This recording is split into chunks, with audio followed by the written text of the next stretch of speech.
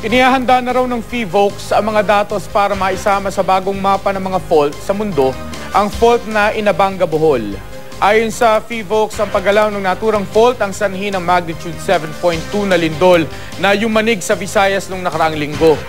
Isa raw itong reverse fault, kaya umangat ang lupa ng halos 3 metro dahil sa puwersang galing sa ilalim nito. Vertical o pataas daw ang galaw ng naturang fault. Hindi gaya sa mga nangyaring lindol sa Baguio City noong 1990 at Mindoro noong 1994 na pa-horizontal o patagilid ang galaw ng lupa. Wala naman daw dapat ikatakot ang mga residente dahil ilang henerasyon pa bago gumalaw ulit ang naturang fault.